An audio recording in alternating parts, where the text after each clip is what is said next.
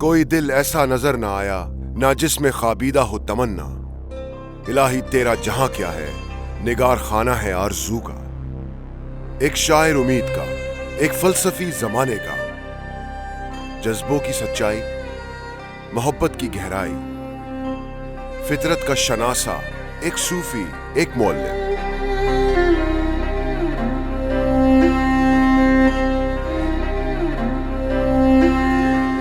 ہے آج بھی اقبال ہمارے لیے بیدار.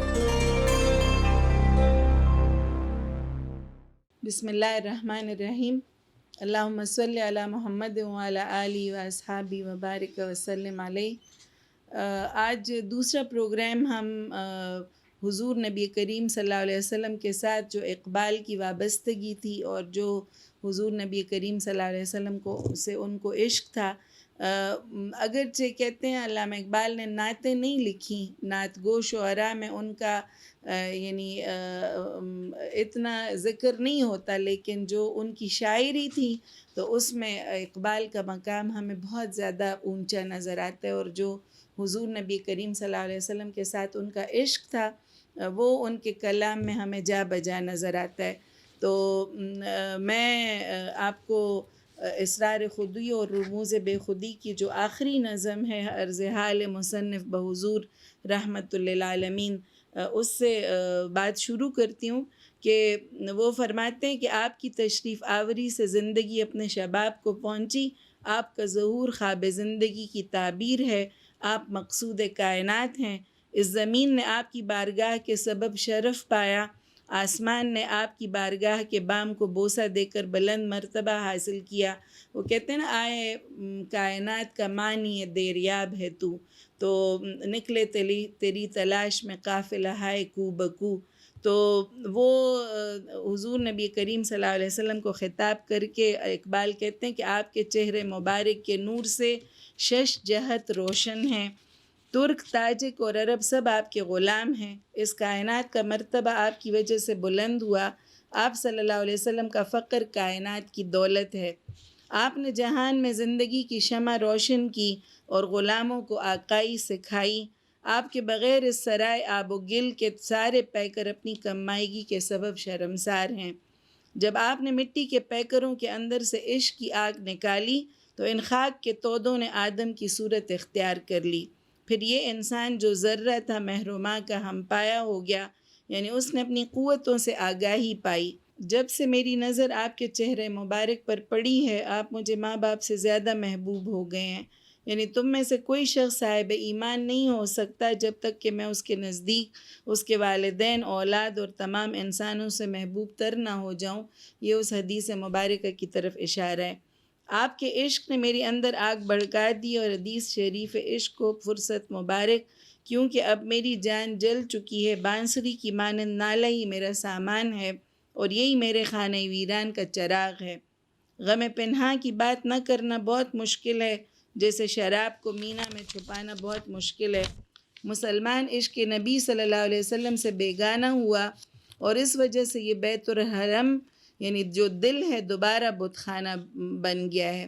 ہر مسلمان لات، منات، عزا اور حبل جیسے بتوں میں سے کوئی نہ کوئی بت اپنی بغل میں رکھے ہوئے ہے.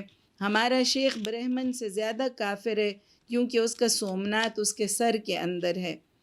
اس نے عرب سے اپنی زندگی کا تعلق منقطع کر لیا اور عجم کے خمستان میں جا کے سو گیا ہے. عجم کے برفاب سے اس کے اعضاء شل ہو گئے ہیں، اور اس کی شراب اس کے آنسوؤں سے بھی زیادہ سرد ہے. وہ کافروں کی طرح موت سے ڈرتا ہے، اس کا سینہ قلب زندہ سے محروم ہے. میں نے اس کی نعش کو طبیبوں کے سامنے سے اٹھایا اور اسے جناب رسول پاک صلی اللہ علیہ وسلم کے حضور میں لے آیا. یعنی اس امت مسلمہ کے جسد خاکی کو حضور نبی کریم صلی اللہ علیہ وسلم کے حضور اقبال جو ہیں وہ لے کر آئے ہیں. میں نے عرض کیا یہ مردہ تھا، میں نے اسے آب حیات کی باتیں سنائی ہیں. میں نے اسے قرآن پاک کے اسرار میں سے بعض راز بیان کیے ہیں. میں نے اسے یاران نجد کی داستان سنائی ہے. میں اس کے لیے نجد کے گلستان کی خوشبو لایا ہوں. میں نے محفل کو اپنی آواز کی شمع سے روشن کیا اور قوم کو رمز حیات یعنی دوبارہ زندگی کا پیغام دیا ہے. اس نے کہا یہ شخص ہم پر فرنگیوں کا افسوں پھونک رہا ہے، اس کا سارا غوغا ساز فرنگ کا مرہون منت ہے۔ چونکہ اقبال انگلینڈ گئے تھے اور پھر وہاں سے مغربی تہذیب کا بہت بغور مطالعہ کر کے آئے تھے، وہاں انہوں نے کچھ دن بھی اسی طرح سے گزارے تھے، تو یہاں پھر لوگوں نے ان کی بڑی مخالفت کی اور کہا کہ یہ شخص ہم پر فرنگیوں کا افسوں پھونک رہا ہے، اسی کی طرف اقبال یعنی اشارہ کر رہے ہیں۔ آپ نے بوسیری کو چادر مبارک عطا فرمائی تھی، یعنی بصیری جو تھے وہ مصنف تھے، وہ قصیدہ بردہ شریف جو بڑے مشہور زمانہ جو قصیدہ ہے، اور حضور نبی کریم صلی اللہ علیہ وسلم کو جو اپنا قصیدہ انہوں نے سنایا تو اس کو حضور نبی کریم صلی اللہ علیہ وسلم نے اپنی چادر مطہر عطا فرمائی تھی۔ تو اقبال حضور نبی کریم صلی اللہ علیہ وسلم کو کہتے ہیں کہ آپ نے بوسیری کو اپنی چادر مبارک عطا فرمائی تھی اور آپ نے مجھے بربت سلمہ عطا فرمائی ہے۔ ان غلط سوچ رکھنے والوں کو جو اپنی متاع کو بھی نہیں پہچانتے، سچائی کا ذوق عطا فرمائیے۔ اگر میرے دل کا آئینہ جوہر کے بغیر ہے، اگر میرے اشعار میں قرآن پاک کے علاوہ کچھ اور پوشیدہ ہے، آپ کا نور جو تمام زمانوں کی صبح ہے، آپ کی آنکھ پر دلوں کی بات روشن ہے، اگر میں قرآن پاک کے علاوہ کچھ اور کہہ رہا ہوں تو آپ میرے فکر کے شرف کا پردہ چاک کر دیجئے۔ یعنی مجھے جو عزت مل رہی ہے وہ عزت افزائی جو ہے وہ میری ختم کر دیجئے، اور خیابان دنیا کو میرے کانٹے سے پاک کر دیجئے، زندگی کے لباس کو مجھ پر تنگ کر دیجئے، اور مسلمان کو میری شاعری کی شرم سے محفوظ رکھیے۔ یعنی حضور نبی کریم صلی اللہ علیہ وسلم بہت درد کے ساتھ کہتے ہیں کہ حضور نبی کریم صلی اللہ علیہ وسلم آپ اللہ تعالیٰ کو کہہ کر تو میری یہ ساری جو عزت ہے اس کو بھی ختم کروا دیں، اور میری اس وجود سے بھی اس خیابان کو اور اس باغ کو پاک کر دیں۔ میری کشت ویراں کو سرسبز نہ کیجیے، اسے ابر بہار سے بہرمند نہ فرمائیے۔ میرے انگور کے اندر جو شراب ہے اسے خشک کر دیجیے، میری کافوری شراب کے اندر زہر ڈال دیجیے، اور مجھے قیامت کے روز خوار و رسوا کر دیجیے، یعنی اپنے بوسے پا سے محروم رکھیے۔ لیکن یعنی اگر میں نے قرآن کے علاوہ اپنی شاعری میں کچھ کہا ہو، لیکن اگر میں نے اپنی شاعری میں قرآن پاک کے موتی پیروئے ہیں، اگر میں نے مسلمانوں سے حق بات کہی ہے، تو اے وہ ذات جس کے احسان سے ہر ناقص کس بن جاتا ہے، میرے لیے دعا فرمائیے، اور یہ ایک دعا ہی میری ساری گفتار کا اجر ہوگا۔ خدائے عزوجل کے سامنے عرض کیجئے کہ میرا عشق عمل سے ہمکنار ہو۔ آپ نے مجھے غمگسار جہاں کی دولت عطا فرمائی ہے، آپ نے مجھے علم دین کا وافر حصہ بخشا ہے، مجھے عمل میں پائندہ تر کر دیجئے۔ میں بارش کا قطرہ ہوں، مجھے گوہر بنا دیجئے۔ جب سے میں دنیا میں جان کا سامان لایا ہوں، پیدا ہوا ہوں، میرے دل میں ایک آرزو بھی پرورش پا رہی ہے۔ یہ آرزو میرے سینے میں دل کی مانند آسودہ رہتی ہے، اور صبح حیات شروع ہی سے میرے ساتھ رہی ہے۔ جب سے میں نے اپنے والد صاحب سے آپ کا نام سیکھا، اسی وقت سے اس آرزو کی آگ میرے دل میں روشن رہی ہے۔ جب زمانے نے مجھے معمر کیا اور زندگی کے کھیل میں مجھے آگے بڑھایا، میری یہ آرزو اور جوان ہوتی گئی، یہ شراب پرانی ہو کر اور قیمتی بن گئی۔ میری خاک بدن کے اندر یہ تمنا موتی بن کر چمکتی رہی، میری زندگی کی تاریک رات اسی ایک ستارے سے روشن رہی۔ ایک عمر تک میں نے حسینوں سے راہ و رسم رکھی اور گھنگریالے بالوں والے محبوبوں سے عشق کرتا رہا۔ محروقوں کے ساتھ میں نے زندگی گزاری اور اطمینان و سکون کا چراغ بجھاتا رہا۔ میرے خرمن کے گرد بجلیاں رقص کرتی رہیں اور ان رہزنوں نے میرے دل کی دولت لوٹ لی، مگر اس تمنا کی شراب میری جان کے جام سے نکل نہ سکی۔ یہ زر خالص میرے دامن میں محفوظ رہا۔ میری عقل آزر پیشہ نے زنار باندھا اور میری جان کی ولایت میں اس کا نقش بیٹھ گیا۔ کئی برس تک میں شکوک میں گرفتار رہا، اور یہ شکوک میرے خشک دماغ کا جزو لا ینفک بن گئے۔ میرے دماغ نے علم الیقین کا کوئی حرف نہ پڑھا، وہ فلسفے کے گمہ آباد ہی میں بھٹکتا رہا۔ میرے دماغ کی سیاہی حق کی روشنی سے ناآشنا تھی، میری شام نور شفق سے بیگانہ تھی، مگر یہ تمنا میرے دل میں خوابیدہ رہی۔ اور صدف میں موتی کی طرح پوشیدہ رہیں۔ وہ اپنی اقبال اپنے پوری زندگی کا وہ سنا رہے ہیں کہ اگرچہ میں مغربی تہذیب کو بڑے قریب سے میں نے دیکھا، میں نے ادھر ہی کے رات دن گزارے، ادھر ہی میں نے مختلف جو اپنے زندگی کا قیمتی وقت تھا، کہتے ہیں اقبال کو آخر میں بہت زیادہ اس بات کا دکھ تھا کہ میں نے لایانی چیزوں میں بہت زیادہ زندگی گزاری، حالانکہ وہ امت مسلمہ کے لیے وہ بھی بہت زیادہ ضروری تھا کہ انہوں نے اس تہذیب کے اندر رہ کر پھر اس کی جڑوں میں یعنی اتر کر تو انہوں نے اس تہذیب کی جو خرابیاں تھیں اس کو ہمارے سامنے آشکار کیا، لیکن کہتے ہیں کہ وہ اس کے اوپر بڑے افسردہ ہوتے تھے کہ میں نے میرے پاس جو بہت ہی زندگی کا پیک ٹائم تھا وہ میں نے قرآن اور اس کو چھوڑ کر تو میں نے فلسفے اور خیالات کے گھوڑے میں دوڑاتا رہا۔ تو اسی کا وہ یہ ذکر یہاں پر بھی کر رہے ہیں کہ میرے دماغ نے علم الیقین کا کوئی حرف نہ پڑھا اور وہ فلسفے کے گماں آباد ہی میں بھٹکتا رہا۔ میرے دماغ کی سیاہی حق کی روشنی سے ناآشنا تھی اور میری شام نور شفق سے بیگانہ تھی، مگر یہ تمنا میرے دل میں خوابیدہ رہی۔ اس تمنا کا بھی وہ پھر ذکر کرتے ہیں کہ کیا تمنا تھی ان کی۔ صدف میں موتی کی طرح پوشیدہ رہی، آخر میری آنکھوں سے پیمانے سے یہ تمنا چھلک پڑی اور اس نے میرے ضمیر کے اندر سے نغمے پیدا کیے۔ میری جان آپ کی یاد کے علاوہ کسی اور کی یاد سے خالی ہے، میرے دل میں صرف آپ ہی بستے ہیں۔ اگر اجازت ہو تو میں وہ آرزو لبوں تک لے آؤں۔ میں جانتا ہوں کہ میری زندگی میں عمل کا کوئی سامان نہیں، اس لیے مجھے یہ آرزو زیب نہیں دیتی۔ کسی نے کہتے ہیں ان سے پوچھا کہ آپ کے پاس اتنا زیادہ ٹائم تھا لیکن آپ حج پہ نہیں گئے، آپ حضور نبی کریم صلی اللہ علیہ وسلم کے روضہ مبارک پر نہیں گئے، تو کہتے ہیں کہ وہ رو پڑے اور انہوں نے کہا میرے پاس کوئی ایسا عمل نہیں تھا کہ میں حضور نبی کریم صلی اللہ علیہ وسلم کے روضے پر حاضر ہوتا، اور اس زمانے میں سفر اتنا آسان بھی نہیں تھا۔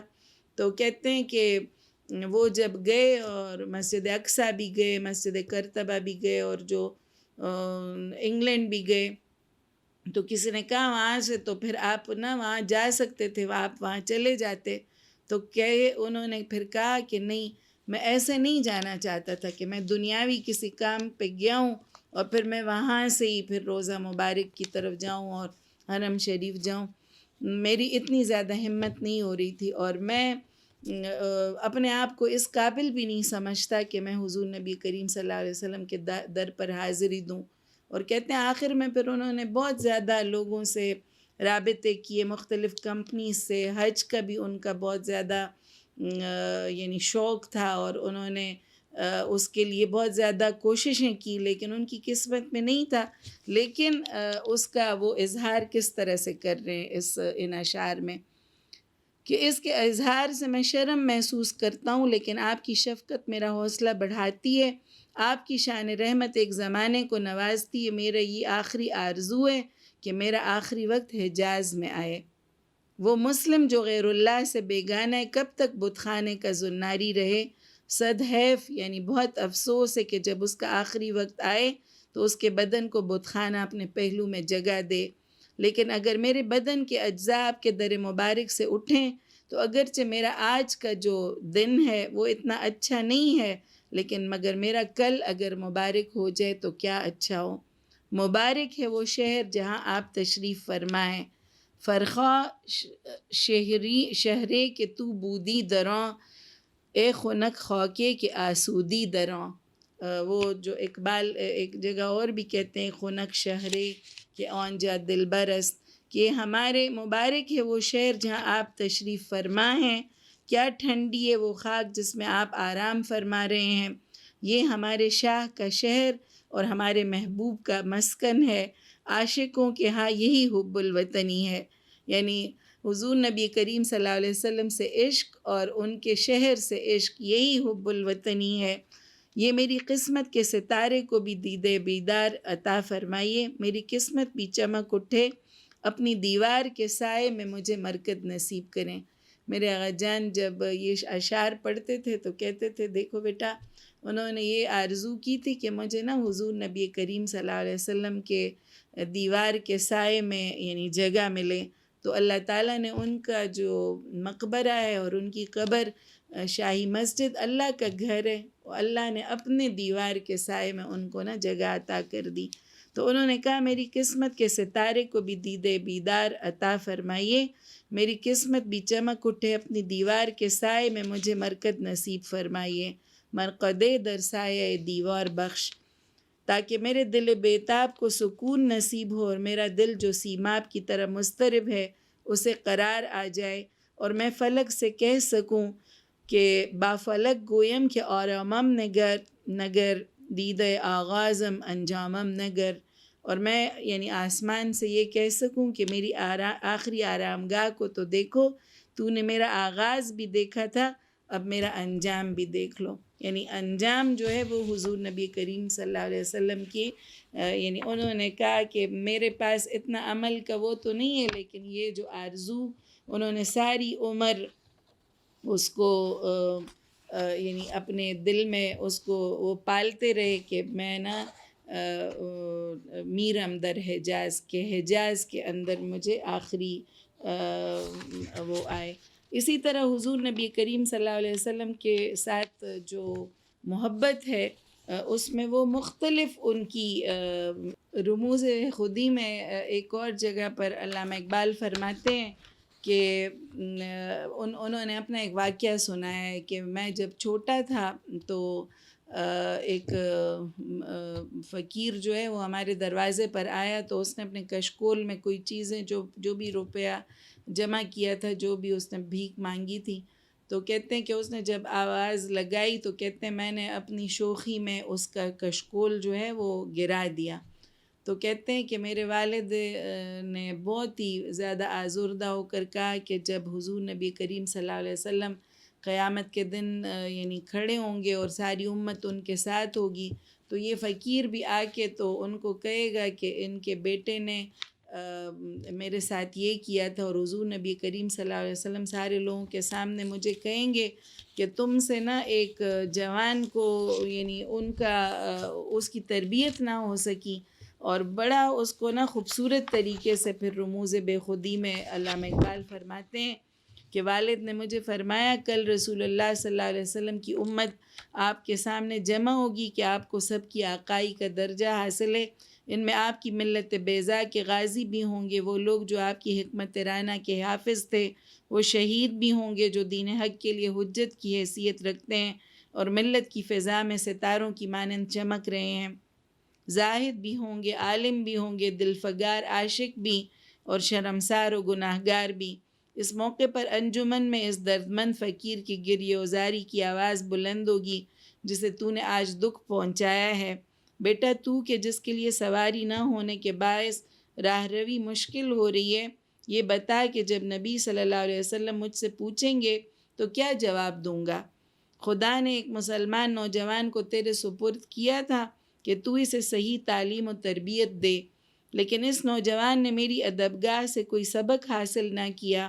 حضور صلی اللہ علیہ وسلم فرمائیں گے کہ تو اس آسان سے کام کو بھی نہ انجام دے سکا، یعنی مٹی کا وہ انبار اس کو آدمی نہ بنا سکا۔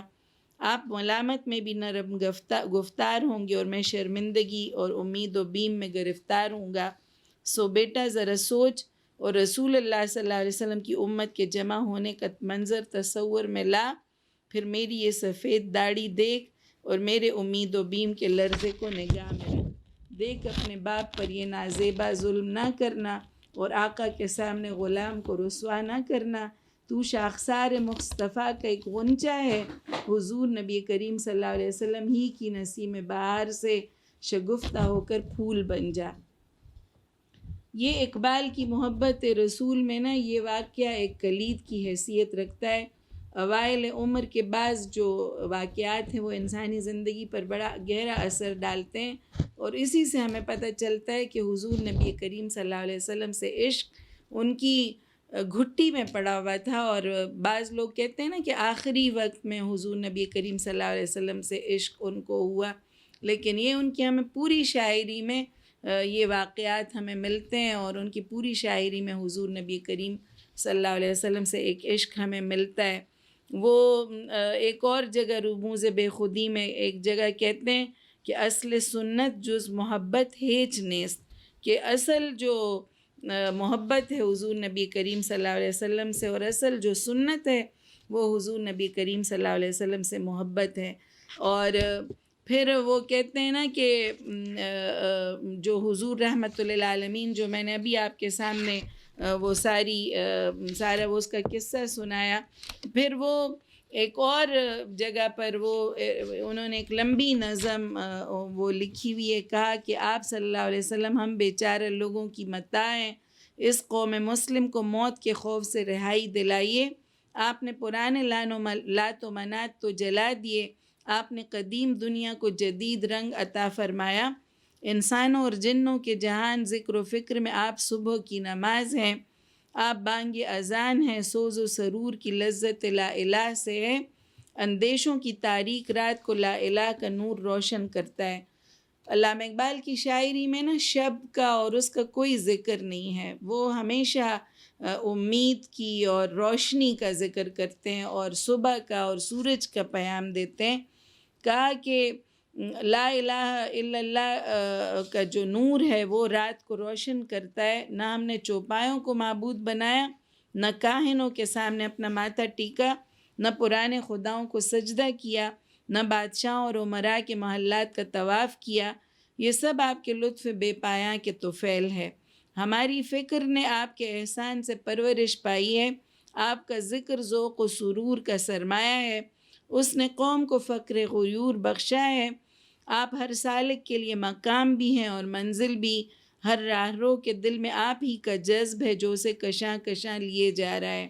ہمارا ساز یعنی زندگی کا جو ساز ہے وہ اسی طرح سے بے آواز ہو گیا کہ اسے پھر اپنے تاروں پر مضراب کا لگنا بھی گراں گزر رہا ہے۔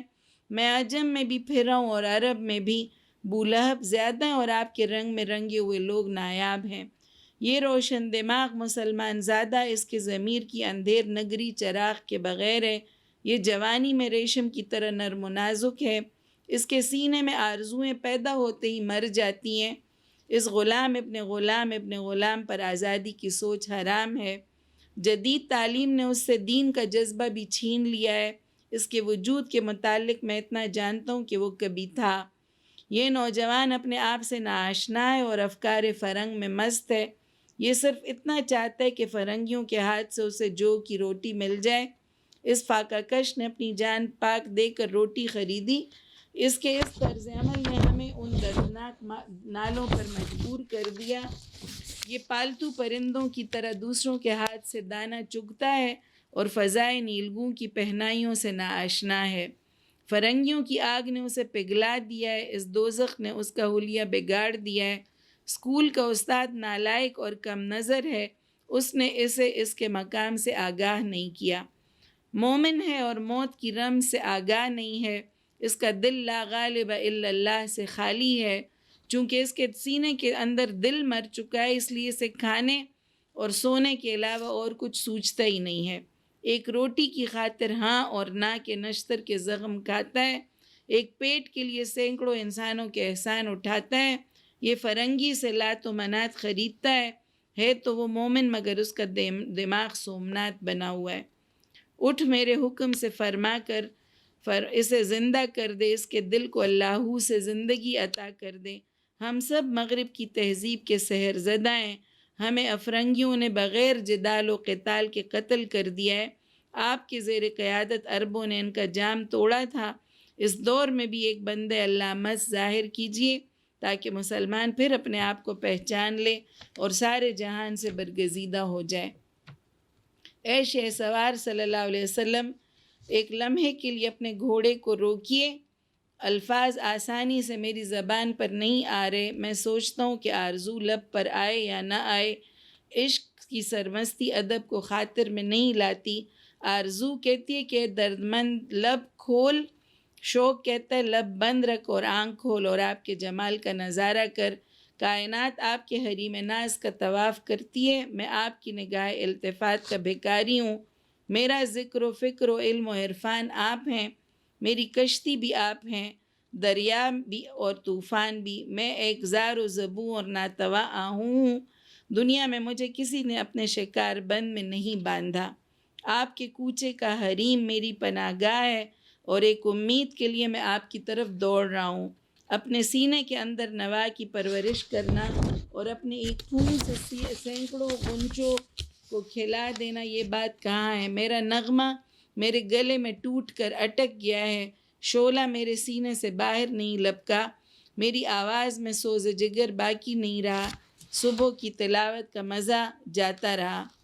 یہ عرضداز پیش کرتے ہوئے انہیں خیال آتا ہے کہ ہم مسلمانوں نے نہ اپنی نسبت رسول کا خیال کیا، نہ حضور نبی کریم صلی اللہ علیہ وسلم کے نام لیوا ہونے کی حیثیت سے اپنی ذمہ داریوں کا احساس کیا۔ ہم مسلمان ہیں تو اسلام ہم سے کیا چاہتا ہے، حضور نبی کریم صلی اللہ علیہ وسلم پر ہمارا ایمان ہے تو اس کے تقاضے کیا ہیں۔ افراد امت اس زمن میں ایک عمومی غفلت کا شکار ہیں، اور اقبال کے لیے یہ چیز دلی اذیت کا باعث ہے۔ امید کی اس کیفیت کو وہ ذاتی حوالے سے اس طرح بیان کرتے ہیں کہ میں تو جب کبھی سوچتا ہوں شرم و ندامت سے میری گردن جھک جاتی ہے کہ کیا ہم مسلمان آج اس قابل ہیں کہ حضور نبی کریم صلی اللہ علیہ وسلم ہم پر فخر کریں۔ ہاں، جب ہم اس نور کو جو حضور نبی کریم صلی اللہ علیہ وسلم لے کے آئے تھے اور انہوں نے ہمیں وہ عطا کیا تو اس کو اپنے دلوں میں زندہ کر سکیں گے تو پھر حضور نبی کریم صلی اللہ علیہ وسلم بھی ہم پر فخر کریں گے۔ تو وہ بڑی ایک جو خوبصورت ان کے نعتیہ اشعار کا ایک ہی شعر کہ کی محمد صلی اللہ علیہ وسلم سے وفا تو نے، تو ہم تیرے ہیں یہ جہاں چیز ہے کیا، لوح و قلم تیرے ہیں۔ تو بہت زیادہ حضور نبی کریم صلی اللہ علیہ وسلم کی عشق سے ان کا جو دامن ہے وہ بہت زیادہ بھرا ہوا ہے، اور حضور نبی کریم صلی اللہ علیہ وسلم کی یعنی سیرت طیبہ پر ہم نظر ڈالیں تو وہ پوری زندگی ان کی ایک کشمکش اور ایک باطل کے خلاف جد و جہد پر وہ مبنی ایک ان کی زندگی تھی۔ تو اقبال بھی ہمیں بہت زیادہ اسی کی طرف ہمیں یعنی توجہ دلاتے رہتے ہیں کہ مومن کی زندگی کا یہی مشن ہونا چاہیے کہ وہ اس نازک زمانے میں اسلام کی حفاظت کریں، اپنے اسلام کی جو منتشر قوتیں ہیں ان کو مجتمع کریں، اور نوجوانوں کے لیے وہ بہت زیادہ انہوں نے پیغام دیا کہ حضور نبی کریم صلی اللہ علیہ وسلم کا جو عشق ہے اور حضور نبی کریم صلی اللہ علیہ وسلم کا جو لایا ہوا پیغام ہے وہ ہمیں یعنی دوبارہ زندہ کرنا ہے، اور جو ہماری تہذیب ہے اسی کی طرف ہمیں یعنی جو اپنا اسلامی تہذیب ہے اور جو ہمارا فخر ہے اس کی طرف ہمیں واپس پلٹنا چاہیے۔ تو حضور نبی کریم صلی اللہ علیہ وسلم سے عشق جو ہے وہ ہمارے لیے ایک آب حیات کی حیثیت رکھتا ہے، اور یہ ایک ایسا آخری خزانہ ہے ہمارے پاس امت مسلمہ کے پاس کہ امت آج بھی اس کے گرد اکٹھی ہو سکتی ہے، وہ کسی اور محبت کے گرد اکٹھی نہیں ہو سکتی، لیکن اللہ اور اس کے رسول اور اس کے قرآن کے گرد آج بھی ساری جو بکھری امت ہے وہ اکٹھی ہو سکتی ہے۔ تو انشاءاللہ ہم اگلی دفعہ ایک اور پروگرام کے ساتھ حاضر ہوں گے۔ ہم نے توحید سے اقبال کا پیغام شروع کیا، آج کا جو پروگرام تھا وہ حضور نبی کریم صلی اللہ علیہ وسلم سے عشق اور حضور نبی کریم صلی اللہ علیہ وسلم سے جو اقبال کی وابستگی تھی اس کے متعلق ہم نے پروگرام کیا۔ انشاءاللہ اگلا پروگرام ہم اقبال نے جو خواتین اسلام سے اور اسلام کی پردہ نشینوں سے جو خطاب کیے اس کے بارے میں انشاءاللہ میں حاضر ہوں گی۔ ای ظهور تو شباب زندگی، جلوه‌ات تعبیر خواب زندگی، ای زمین از بارگاهت ارجمند، آسمان از بوسه بامت بلند، شش جهت روشن ز تاب روی تو، ترک و تاجیک و عرب هندوی تو، از تو بالا پایه این کائنات، فقر تو سرمایه این کائنات. در جهان شمع حیات افروختی، بندگان را خواجگی آموختی، بی تو از نابودمندی ها خجل، پیکران این سرای آب و گل. تا دم تو آتشی از گل گشود، توده های خاک را آدم نمود. ذره دامنگیر مهر و ماه شد، یعنی از نیروی خویش آگاه شد. تا مرا افتاد بر رویت نظر، از اب و گشته ای محبوب تر. عشق در من آتشی افروخته است، فرصتش بادا که جانم سوخته است. ناله ای مانند نی سامان من، آن چراغ خانه ویران من. از غم پنهان نگفتن مشکل است، باده در مینا نهفتن مشکل است.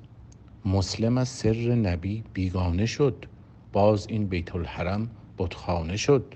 از منات و لات و عزا و هبل، هر یکی دارد بتی اندر بغل.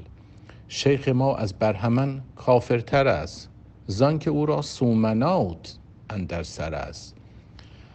رخت هستی از عرب برچیده ای، در خمستان عجم خوابیده ای. شل ز برفاب عجم اعضای او، سردتر از اشک او صهبای او. همچو کافر از اجل ترسنده ای، سینه اش فارغ ز قلب زنده ای. نعشش از پیش طبیبان بردم، در حضور مصطفی آوردم. مرده بود از آب حیوان گفتمش، سری از اسرار قرآن گفتمش. داستانی گفتم از یاران نجد، نکهتی آوردم از بستان نجد. محفل از شمع نوا افروختم، قوم را رمز حیات آموختم. گفت بر ما بندد افسون فرنگ، هست غوغایش ز قانون فرنگ. ای بصیری را ردا بخشنده ای، بربط سلما مرا بخشنده ای. ذوق حق ده این خطا اندیش را، این که نشناسد متاع خویش را. گر دلم آیینه بی جوهر است، ور به حرفم غیر قرآن مضمر است. ای فروغت صبح اعصار و دهور، چشم تو بیننده ما فی الصدور. پرده ناموس فکرم چاک کن، این خیابان را ز خارم پاک کن. تنگ کن رخت حیات اندر برم، اهل ملت را نگه دار از شرم. سبز کشت نابسامانم مکن، بهره گیر از ابر نیسانم مکن. خشک گردان باده در انگور من، زهر ریز اندر می کافور من. روز محشر خوار و رسوا کن مرا، بی نصیب از بوسه پا کن مرا. گر در اسرار قرآن سفته ام، با مسلمانان اگر حق گفته ام. این که از احسان تو ناکس کس است، یک دعایت مزد گفتارم بس است. عرض کن پیش خدای عزوجل، عشق من گردد هماغوش عمل. دولت جان حزین بخشیده ای، بهره ای از علم دین بخشیده ای. در عمل پاینده تر گردان مرا، آب نیسانم گهر گردان مرا. رخت جان تا در جهان آورده ام، آرزوی دیگری پرورده ام. همچو دل در سینه‌ام آسوده است، محرم از صبح حیاتم بوده است. از پدر تا نام تو آموختم، آتش این آرزو افروختم. تا فلک دیرینه تر سازد مرا، در قمار زندگی بازد مرا. آرزوی من جوانتر می شود، این کهن صهبا گرانتر می شود. این تمنا زیر خاکم گوهر است، در شبم تاب همین یک اختر است. مدتی با لاله رویان ساختم، عشق با مرغول مویان باختم. باده ها با ماه سیمایان زدم، بر چراغ عافیت دامان زدم. برق ها رقصید گرد حاصلم، رهزنان بردند کالای دلم. این شراب از شیشه جانم نریخت، این زر سارا ز دامانم نریخت. عقل آذرپیشه ام زنار بست، نقش او در کشور جانم نشست. سالها بودم گرفتار شکی، از دماغ خشک من لاینفکی. حرفی از علم الیقین ناخوانده ای، در گمان آباد حکمت مانده ای. ظلمتم از تاب حق بیگانه بود، شامم از نور شفق بیگانه بود. این تمنا در دلم خوابیده ماند، در صدف مثل گوهر پوشیده ماند. آخر از پیمانه چشمم چکید، در ضمیر من نواها آفرید. ای ز یاد غیر تو جانم تهی، بر لبش آرم اگر فرمان دهی. زندگی را از عمل سامان نبود، پس مرا این آرزو شایان نبود. شرم از اظهار او آید مرا، شفقت تو جرأت افزاید مرا. هست شأن رحمتت گیتی نواز، آرزو دارم که میرم در حجاز. مسلمی از ماسوا بیگانه ای، تا کجا زناری بتخانه ای. حیف چون او را سراید روزگار، پیکرش را دیر گیرد در کنار. از درت خیزد اگر اجزای من، وای امروزم خوشا فردای من. فرخا شهری که تو بودی در آن، ای خنک خاکی که آسودی در آن. مسکن یار است و شهر شاه من، پیش عاشق این بود حب الوطن. کوکبم را دیده بیدار بخش، مرقدی در سایه دیوار بخش. تا بیاساید دل بیتاب من، بستگی پیدا کند سیماب من. با فلک گویم که آرامم نگر، دیده ای آغازم انجامم نگر.